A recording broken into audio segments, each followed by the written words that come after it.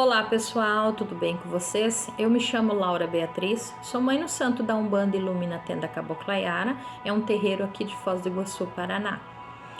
Aqui no YouTube, Beatriz Ilumina Trabalhos Espirituais de Umbanda e Quimbanda.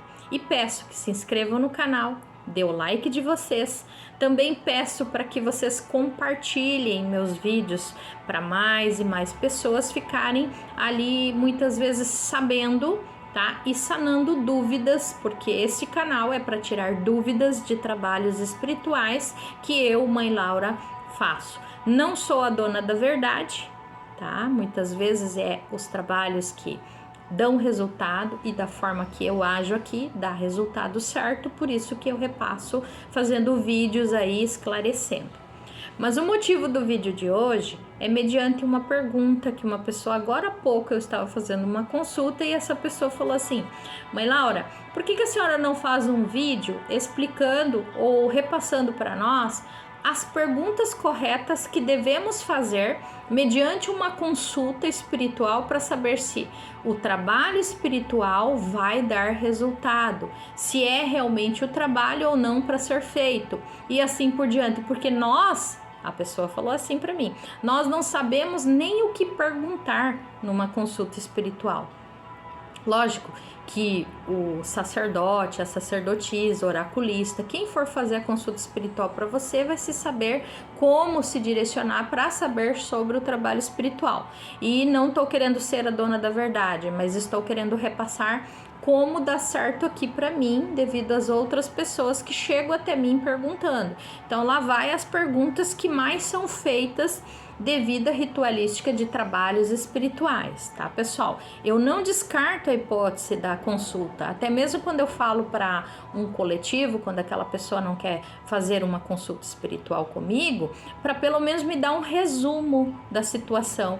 E eu interajo devido àquele resumo, devido à pessoa. E aí as pessoas querem dizer que não fez consulta.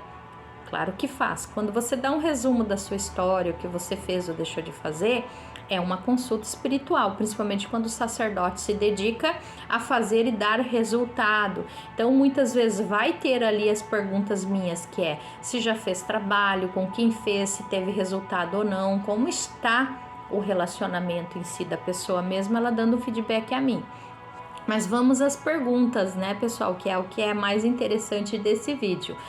Uma das perguntas que eu faço, tá, para as pessoas: se tem caminhos nos caminhos da outra pessoa a ser magiada.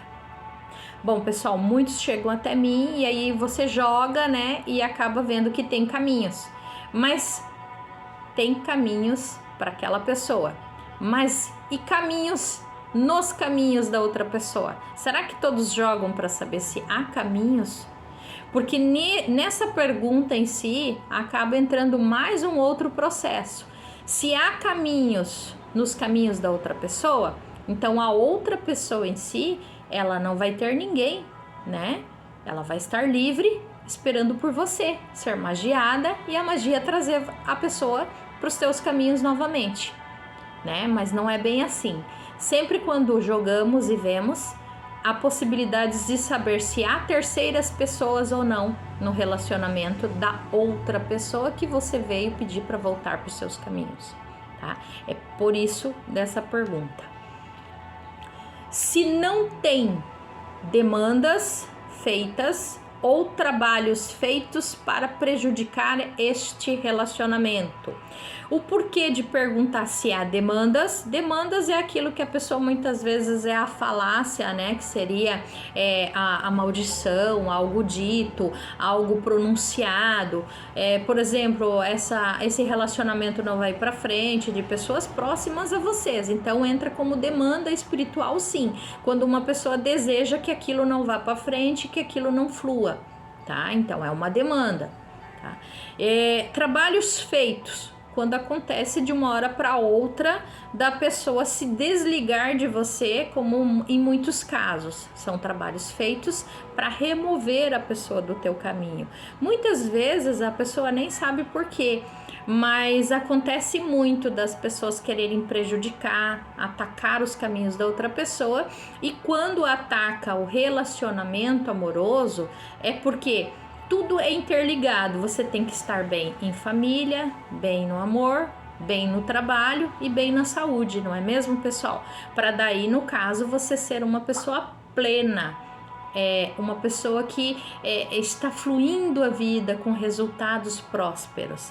Então, quando alguém quer afetar o outro, não pense que só afeta na vida financeira. Afeta sim na vida, no relacionamento amoroso da pessoa, e muitas vezes fazem sim a ponto de acabar separando as pessoas, porque vê que a pessoa tem força com a outra pessoa, tá? Então essa pergunta entra nisso. Até mesmo porque depois a mãe se direciona para ver se precisa se fazer limpezas, ebós, situações onde que muitas vezes as pessoas de fora, né, da cidade aqui de Foz do Iguaçu, por exemplo, assim, lá de Minas, Salvador, como a gente já atendeu bastante pessoas, o próprio pai da casa muitas vezes faz ebó, sim, via online, onde pede para a pessoa se preparar, principalmente quando é pessoa do sexo masculino, tá? Não é só eu que atuo aqui no terreiro.